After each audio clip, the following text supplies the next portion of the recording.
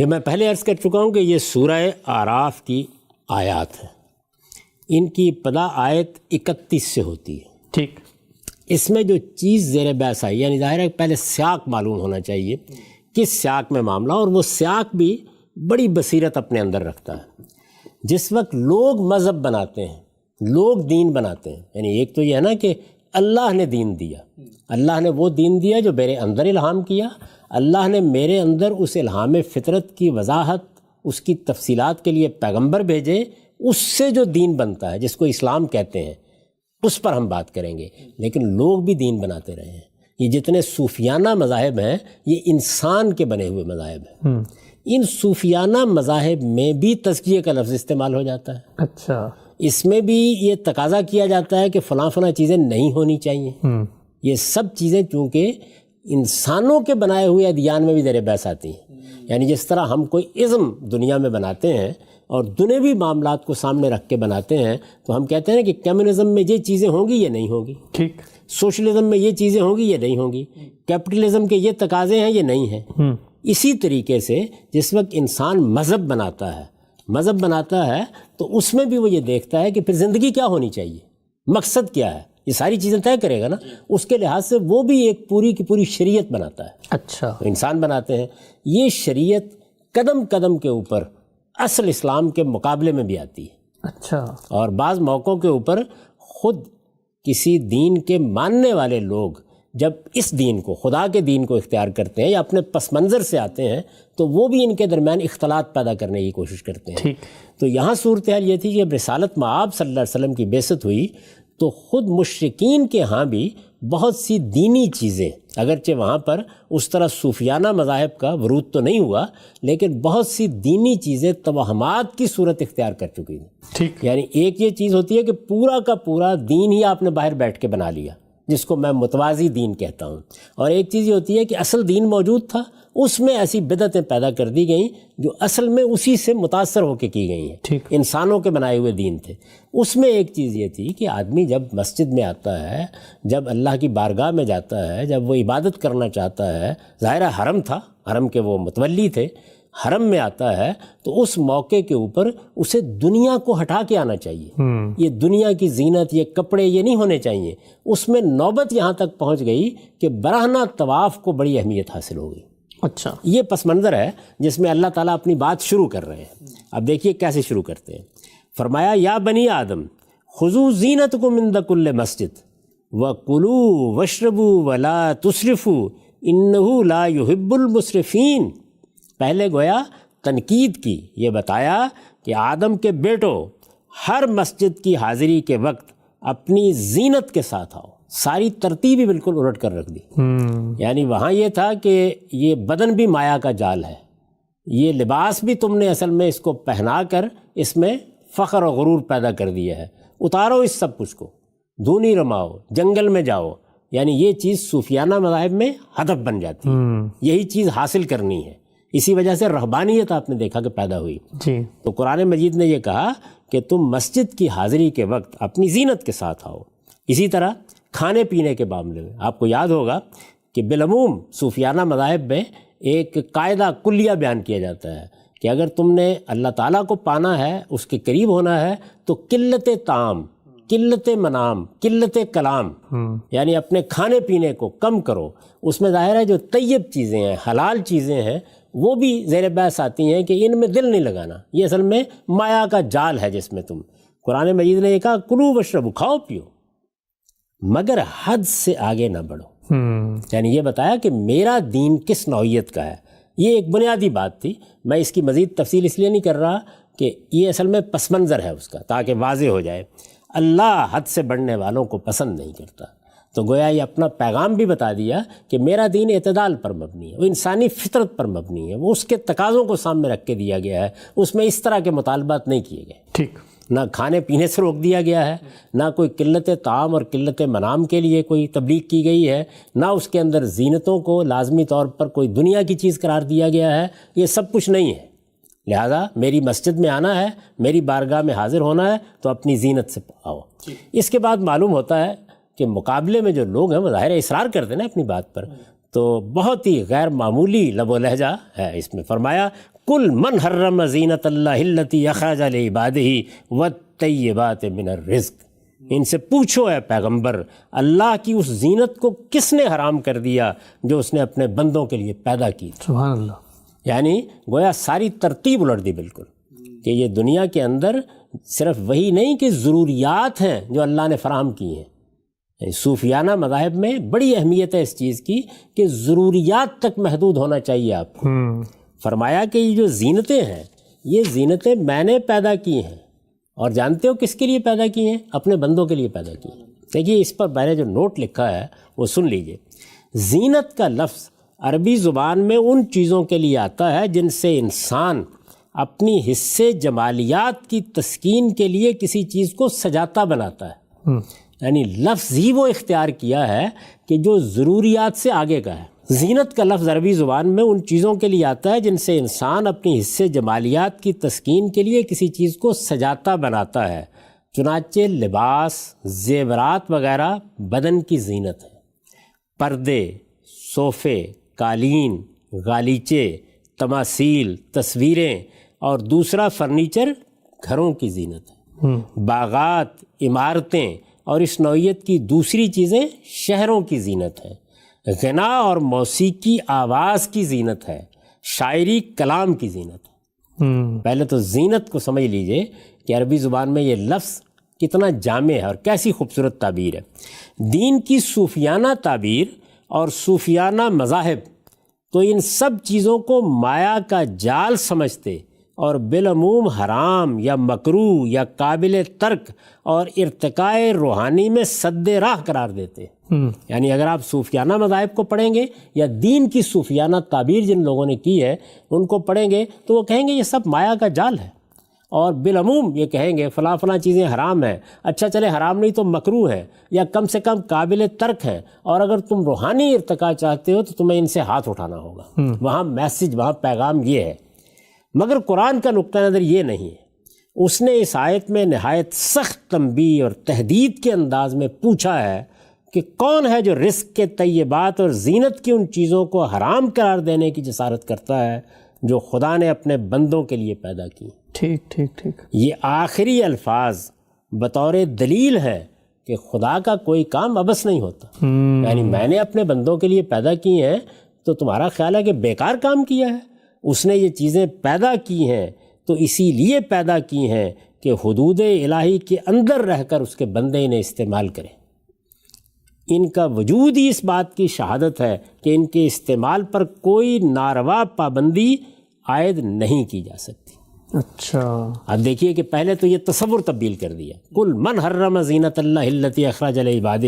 ان سے پوچھو اے پیغمبر اللہ کی اس زینت کو کس نے حرام کر دیا ہے جو اس نے اپنے بندوں کے لیے پیدا کی تھی. اس کے بعد دوسری چیز کیا ہے؟ والطیبات من الرزق. پیچھے یہ بیان کیا تھا نا کہ کھاؤ پیو، تو فرمایا کھانے پینے کے معاملے میں پابندی صرف یہ ہے کہ خبائث کے قریب نہیں جاؤ گے، لیکن جو طیبات رزق ہیں، جو پاکیزہ چیزیں ہیں کھانے کی، ان پر کوئی پابندی کیوں عائد کرو گے؟ حدود سے تجاوز نہ کرنا ایک الگ چیز ہے، لیکن ان کو حرام کیسے کہو گے، مکروہ کیسے کہو گے؟ اللہ نے یہ کھانے کی چیزوں میں جو تنوع پیدا کیا ہے اور اتنے طیبات تمہارے لیے پیدا کیے ہیں، وہ پرندوں کے گوشت کی صورت میں، جانوروں کے گوشت کی صورت میں، دریائی جانوروں کے گوشت کی صورت میں، اس سے آگے بڑھ کر سبزیوں اور پھلوں کی صورت میں، یعنی طیبات سب کے سب. تو یہ بات بیان کر دی کہ حرام کیا ہے؟ حرام خبائث. ٹھیک. صاحب ایک قطع کلامی کی معذرت چاہتا ہوں. یہ بتائیے گا اس موقع پہ جو اتنی سٹریس سے اللہ تعالیٰ نے بات کی ہے کہ کل من حرم زینت اللہ التی اخرج لعبادہ والطیبات من الرزق، جن لوگوں نے کیا تھا یہ کام انہوں نے تو اللہ کی تائید، خوشنودی اور اللہ کے قریب قرب کے لیے کیا تھا، لیکن اس موقع پہ اللہ تعالیٰ ان کے اس چیز کو بالکل اگنور کر کے کہ اگرچہ مجھ سے قریب ہونے کے لیے تم نے سب کچھ ممنوع قرار دے کے حرام کر لیا، لیکن کس نے یہ غصے اور اتنے عتاب کی وجہ کیا ہے یہاں پہ؟ یہ ہے کہ اللہ کا آخری پیغمبر اس وقت قرآن کی صورت میں دین کی وضاحت کر رہا ہے. اچھا. اس کے مقابل میں اگر کوئی چیز باقی رہ گئی اور ادنا نرمی بھی برتی گئی تو پھر دین کے اندر اسی طرح کی بدعتیں اندر آئیں گی. ٹھیک. البتہ ان لوگوں کے اوپر کچھ شفقت کا ہاتھ رکھا ہے لیکن وہ سورہ حدید میں رکھا ہے، وہ ایک الگ موضوع ہے۔ تو کہا ان سے پوچھو اے پیغمبر، اللہ کی اس زینت کو کس نے حرام کر دیا جو اس نے اپنے بندوں کے لیے پیدا کی تھی، اور کھانے کی پاکیزہ چیزوں کو کس نے ممنوع ٹھہرایا ہے۔ اب دیکھیے یہاں پر یہ پاکیزہ چیزوں کو کس نے ممنوع ٹھہرایا ہے، یہ جب بات کہی اللہ تعالیٰ نے تو اس کا مطلب کیا ہے؟ اس کا مطلب یہ ہے کہ کھانے پینے میں پاکیزہ چیزیں حلال ہیں، خبائث حلال نہیں، یہ واضح کر دیا۔ لیکن واضح کرنے کا طریقہ کیا اختیار کیا؟ وہ یہ کہ فہرست دینے کی ضرورت نہیں ہے، صرف طیبات کا لفظ استعمال کر دیا۔ یہ قرآن مجید کا اعجاز بھی ہے اور ایجاز بھی ہے، بہت کمال سے بات بیان کرتے ہیں۔ آگے ذرا سنیے کیا ہے جی، قل ہی للذین آمنوا فی الحیات الدنیا خالصۃ یوم القیامہ، ان سے کہو وہ دنیا کی زندگی میں بھی ایمان والوں کے لیے۔ اچھا، ایک سوال پیدا ہوتا ہے نا کہ کی ہیں اللہ نے زینتیں پیدا، چلیے مان لیا، لیکن ایمان والوں کو تو ان سے بالا تر رہنا چاہیے نا، وہ جنت کے لیے زندگی بسر کرے۔ فرمایا میں نے پیدا ہی ایمان والوں کے لیے کی۔ اچھا، ظاہر ہے کہ اس کے مقابل کا یہ جملہ مقدر ہو گیا، لیکن خدا نے منکروں کو بھی ان میں شریک کر دیا ہے۔ فرمایا میں نے ایمان والوں کے لیے پیدا کی تھی، منکر تو تمہارے طفیل ان میں شریک ہوئے، یعنی اصلاً ایمان والوں کی، اصلاً ایمان والوں کے لیے پیدا کی تھی، اور قیامت کے دن تو خاص انہی کے لیے ہوں گی۔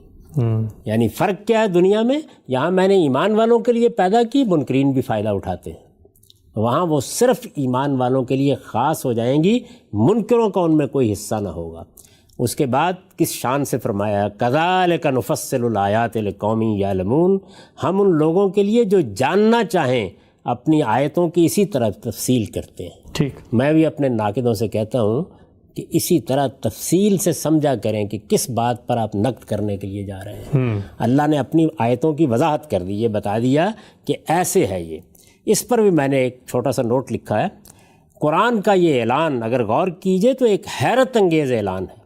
عام مذہبی تصورات اور صوفیانہ مذاہب کی تعلیمات کے برخلاف قرآن دینی زندگی کا ایک بالکل ہی دوسرا تصور پیش کرتا ہے۔ تقرب الہی یعنی اللہ کا قرب، اور وصول اللہ، اللہ تک پہنچنا۔ تقرب الہی اور وصول اللہ کے لیے دنیا کی زینتوں سے دستبرداری کی تلقین کے بجائے وہ اہل ایمان کو، ایمان والوں کو ترغیب دیتا ہے کہ اسراف و تبذیر سے بچ کر اور حدود الہی کے اندر رہ کر زینت کی سب چیزیں وہ بغیر کسی تردد کے استعمال کریں اور خدا کی نعمتوں پر شکر بجا لائیں۔ ٹھیک، یہ گویا میسج ہے اس کا۔ اب میسج سمجھ میں آ گیا، اب ہم اس آیت کے اوپر آتے ہیں، وہ اس کے فوراً بعد ہے، یعنی یہاں تک تھی آیت 32، 31 سے شروع ہوا اور 32 تک ہم پہنچ گئے۔ اب اللہ تعالیٰ نے یہ بیان کیا، اوپر کیا بیان ہو گیا؟ یعنی یہ بات بالکل واضح کر کے بیان کر دی گئی کہ طیبات صرف تمہارے لیے حلال ہے۔ ٹھیک، طہارت کی جتنی چیزیں دین میں بیان کی گئی ہیں سب ایجابی احکام ہیں، یعنی تم منہ صاف رکھو گے، تم یہ کام کرو گے، تم وہ کام کرو گے، تاکہ آپ یہ سمجھ سکیں کہ آپ کو اپنے آپ کو پاکیزہ کیسے رکھنا ہے۔ ٹھیک، اس کے بعد کھانے پینے کے احکام کے بارے میں اوپر بیان کر دیا کہ طیبات حلال ہیں، خبائث کے قریب نہیں جاؤ گے۔ ٹھیک، یہ اب گویا وہی بات جو میں نے بیان کی تھی اس کی تفصیل ہو رہی ہے۔ اب ہم اس مقام پر پہنچ گئے کہ جہاں پر ہمیں یہ بتایا جائے گا کہ اخلاق کی تطہیر کے لیے میں نے کن چیزوں کو ممنوع قرار دیا، یعنی وہ کرائٹیریا یا وہ کانسیپٹ کیا ہے، بنیاد کیا ہے۔ یعنی تزکیہ اصل ہے، تزکیہ بنیاد ہے، تزکیہ مقصد ہے، اس پر اب وہ کیا چیزیں ہیں کہ جو اخلاقی پہلو سے تمہارے لیے ممنوع قرار دی گئی۔ اب ذرا ایک نظر ڈال کے دیکھ لیجئے کہ جو عبادات کی نوعیت کی چیزیں ہیں وہاں حلت و حرمت زیر بحث ہی نہیں آ سکتی، جی وہ تو عبادت مقرر اس لیے کہ وہاں تو کوئی چیز واجب ہوگی، کوئی چیز فرض ہوگی، کوئی چیز مستحب ہوگی، ایسا ہی ہوگا۔ بالکل ایسے ہی۔ اچھا، یہی صورتحال جو ہے یہ تطہیر بدن کے احکام میں، وہاں بھی چیزیں یا مستحبات میں سے ہوں گی یا فرائض و واجبات ہوں گے۔ ٹھیک، وہاں حلت حرمت کا سوال پیدا نہیں ہوتا۔ بالکل ٹھیک۔ حلال حرام کا سوال دین کے دو ابواب ہیں جن میں پیدا ہوتا ہے، ایک خورونوش کا باب اور دوسرے اخلاق کا باب۔ کھانے پینے میں اور اخلاق میں، یہی قرآن مجید نے یہاں واضح کیا، یعنی پہلے کھانے پینے کے بارے میں یہ بیان کر دیا، اس کے بعد اب آخر میں آ کے یعنی جب بات کی پوری طرح وضاحت کر دی تو آخر میں پھر اس سوال کا جواب دیا کہ پروردگار نے کیا باقی سب چیزیں حلال کر دی ہیں؟ یعنی جب بات یہاں سے شروع ہو گئی کہ زینت کی سب چیزیں حلال ہیں، جب بات واضح کر دی گئی کہ اس دنیا میں کون یہ جسارت کرے گا کہ اللہ کی پیدا کی ہوئی زینتوں کو جو اس نے پیدا ہی اہل ایمان کے لیے کی ہیں حرام ٹھہرائے، یہ بھی واضح کر دیا کہ طیبات رزق سب حلال ہیں۔ ٹھیک، اس سے یہ معلوم ہو گیا کہ کھانے پینے کی چیزوں میں خبائث ممنوع ہے، تو کھانے پینے یا خور و نوش کے باب کی حرمت بھی واضح ہو گئی۔ اب سوال پیدا ہوا کہ بس کیا یہی معاملہ ہے؟ اس کا جواب دیا قرآن مجید نے۔ اچھا، تو اب کون سا باب باقی ہے؟ تطہیر اخلاق کا باب باقی ہے۔ تو تطہیر اخلاق کے باب کو سامنے رکھ کے یہ فرمایا کہ کل انما حرم ربی الفواحش ما ظہر منہا وما بطن، اے پیغمبر آپ انہیں کہہ دو کہ میرے پروردگار نے تو صرف یہ چیزیں حرام کی۔ اچھا، چنانچہ میں نے جب یہ چیز بیان کی ہے، اگر آپ سن کے دیکھیں تو ہمیشہ یہ کہا ہے کہ کھانے پینے کی چیزوں کے علاوہ خور و نوش کی چیزوں کے علاوہ، اس لیے کہ ان کا ذکر اوپر آ چکا ہے، اور عبادات اور جو جسم کی طہارت ہے وہ زیر بحث نہیں ہوتی کبھی، یعنی وہاں پر حرمت حلت کا سوال ہی نہیں۔ ٹھیک، اس کو پھر ذہن نشین کر لیجئے کہ 4 ابواب ہیں، یعنی پورے دین کا اگر آپ استقصاء کریں، اس کے تمام احکام کو استقراء کی نظر سے دیکھیں تو 4 نوعیت کے احکام ہمیں دیے گئے ہیں۔ پورے دین کا کانٹینٹ، پورے دین کے مشمولات انہی 4 عنوانات کے تحت آتے ہیں، یعنی یا وہ عبادات کی نوعیت کی چیزیں ہوں گی، یا وہ تطہیر بدن کے احکام ہوں گے، یا تطہیر خور و نوش کے ہوں گے، یا تطہیر اخلاق کے ہوں گے۔ تو اس میں حلال حرام کا مسئلہ پہلی 2 چیزوں میں ہو ہی نہیں سکتا، دوسری میں ہوگا۔ تو اب یہاں کیا کیا اللہ تعالیٰ نے؟ پہلے خور و نوش کے بارے میں یہ بتا دیا کہ صرف طیبات حلال ہیں، اور اب یہ بتایا جا رہا ہے کہ اخلاق کے معاملے میں کیا چیزیں ہیں جن کو پروردگار نے حرام قرار دیا ہے، اور اس میں قرآن مجید کی بلاغت ملاحظہ کیجئے کہ کس اسلوب میں بیان کیا ہے۔ کل، اے پیغمبر کہہ دو میرے پروردگار نے انما حرم ربی، انما صرف یہ چیزیں حرام کی، تو یہ میں نے کوئی اپنی طرف سے نہیں کہا۔ قرآن مجید اسی حصر کے ساتھ، اسی زور کے ساتھ یہ بیان کر رہا ہے کہ حرام صرف یہ چیزیں۔ یہ انما کا کیا مطلب ہے؟ اردو صرف یہ، اس کے سوا کچھ نہیں، پروردگار نے یہی حرام کیا ہے۔ چنانچہ یہ دیکھیے کہ دوسرے مقامات پر بھی جہاں انما کے حصر کے ساتھ حرمتیں بیان کی ہیں وہاں بھی یہی صورتحال ہے، یعنی یہ بتایا ہے کہ یہ طیبات جو تمہیں کھانے کے لیے حلال کیے گئے ہیں، ان میں جو اشتباہ پیدا ہو سکتا تھا اس میں اللہ تعالیٰ نے صرف یہ چیزیں حرام کی۔ تو وہاں پر بھی حصر کا ایک پہلو ہے جس کے تحت انما آیا ہے۔ میں نے اس کی وضاحت کی ہے اپنی کتاب میزان میں، اور یہ بتایا ہے کہ یہ انما کس چیز کو بیان کرتا ہے۔ تو یہاں پر بھی یہی ہے، جیسے ہم اردو زبان میں کہتے ہیں کہ میں نے تو صرف یہ کام کیا ہے، میرے ہاں تو صرف یہ چیزیں ہیں جن کو ممنوع قرار دیا گیا ہے، میں تو صرف ان چیزوں پر زور دیتا ہوں، میں تو صرف یہ چیزیں بیان کرتا ہوں۔ تو صرف کا لفظ اردو زبان میں جس چیز کو بیان کرتا ہے اسی کو قرآن مجید کی زبان میں یا عربی زبان میں انما کا حصر بیان کرتا ہے، اسی لیے اس کو حرف حصر کہا جاتا ہے۔ قل انما حرم ربی الفواحش ما ظہر منہا وما بطن، کہہ دو میرے پروردگار نے، اب وہ گنا دی ہیں چیزیں، تو صرف فواحش کو حرام کیا ہے، پہلی چیز ہوگی، خاک کو کھلے ہوں یا چھپے۔ پھر والاسم، اور حق تلفی کو حرام کیا ہے، والبغی بغیر الحق، اور ناحق زیادتی کو حرام کیا ہے۔ یہ 3 چیزیں ہو گئیں۔ وان تشرکوا باللہ ما لم ینزل بہ سلطانہ، اور اس کو حرام کیا ہے کہ تم اللہ کے ساتھ کسی کو شریک ٹھہراؤ جس کے لیے اس نے کوئی سند نازل نہیں کی۔ وان تقولوا علی اللہ ما لا تعلمون، اور اس کو کہ تم اللہ پر افطرا کر کے کوئی ایسی بات کہو جسے تم نہیں جانتے۔ یہ 5 چیزیں اللہ تعالیٰ نے یہاں اس زور کے ساتھ بیان کیا ہے کہ حرام کی ہیں، کہ صرف یہی حرام کی ہے۔ اسی بات کو میں نے مختلف موقعوں پر بیان کیا ہے، اسی کی وضاحت اپنی اس تفسیر میں کی ہے جو اس وقت میرے ہاتھ میں ہے، اسی کی وضاحت میں حلال و حرام کے موضوع پر مقامات میں ایک مضمون لکھا ہے۔ تو اب جس کسی کو معترض ہونا ہو پہلے پوری بات اس کو معلوم کرنی چاہیے، دیکھنا چاہیے بات کیا کہی گئی، کہاں کہی گئی، کس پہلو سے بیان کی گئی۔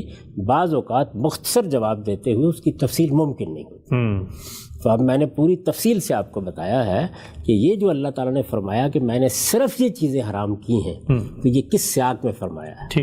یعنی تمام زینتیں بالکل حلال ہیں، کوئی زینت کی چیز اللہ تعالیٰ نے حرام نہیں کی۔ پھر یہ بتا دیا کہ طیبات رزق بھی حلال ہیں، خبائث ہیں جن کی ممانعت کی گئی ہے خور و نوش کے معاملے میں، اور اب اگر تم جاننا چاہتے ہو کہ اللہ نے حرام کیا کیا ہے تو یہ 5 چیزیں حرام کی ہیں، اور یہ 5 چیزیں ہیں جن میں سے ایک ایک کو اب ہمیں سمجھنا چاہیے کہ اس میں کیا بیان کیا گیا ہے۔ ٹھیک، جب یہ کہا جاتا ہے یہ 5 چیزیں تو اس کا مطلب یہ ہے کہ یہاں وہ چیزیں بیان کر دی گئی ہیں کہ اب یہ جہاں جہاں پائی جائیں گی اسے حرمت لاحق ہوتی جائے، یعنی 5 عنوانات ہیں۔ یہ 5 گویا یوں سمجھ لیجئے کیٹیگریز بن جاتی ہیں۔ ایک لحاظ سے یہ 5 انواع ہیں جن کو قرآن مجید نے یہاں نہایت بلیغ اسلوب میں بیان کر دیا ہے، لیکن اس طرح بیان کرنے کا فائدہ کیا ہوا؟ وہ یہ ہے کہ حلال حرام کا موضوع ہے جو مذہبیات میں سب سے اہم موضوع ہوتا ہے۔ لوگ عام طور پر مذہب پر گفتگو جب کرتے ہیں تو سب سے بڑا مسئلہ یہی پیش آتا ہے، ایک عام آدمی کے لحاظ سے دیکھیے یہ حرام ہے، وہ حرام ہے، اس کے قریب نہ جاؤ، یہ ممنوع ہے، ایسا ہی ہوتا ہے۔ اس میں وہ مذہبی علماء کے پاس جاتے ہیں۔ قرآن مجید وہ آخری حجت ہے اللہ تعالیٰ کی، اس نے اس مقام کے اوپر نہایت بلاغت کے ساتھ پورا تصور واضح کر دیا، یعنی جو صوفیانہ مذاہب نے زینت کے بارے میں غلط فہمی پیدا کی تھی اس کو رفع کر دیا، خور و نوش کی حرمتوں کے بارے میں بنیادی اصول بتا دیا ہے کہ طیبات حلال ہیں اور تمام خبائث حرام ہیں، اور تطہیر اخلاق کو موضوع بنا کر وہ بنیادی عنوانات قائم کر دیے ہیں جن کو آپ ایک بار ذہن نشین کر دیں، اپنے سامنے لکھ کر رکھ لیں، اس کے بعد آپ کو کسی سے کچھ پوچھنے کی ضرورت نہیں رہتی۔ حلال و حرام کا باب اعجاز کے ساتھ پایہ تکمیل کو پہنچ جاتا ہے۔ سبحان اللہ۔ اچھا، یعنی آیت سامنے رکھیے اور جہاں مسئلہ درپیش آئے اس کے بعد آسانی سے فیصلہ کر لیجئے، آپ کو کہیں جانے کی ضرورت باقی نہیں رہتی۔ ٹھیک، تو یہ اللہ تعالیٰ نے یہاں کمال ایجاز اور کمال اعجاز کے ساتھ حرمت حلت کے باب کو پایہ تکمیل تک پہنچا دیا ہے۔ ٹھیک۔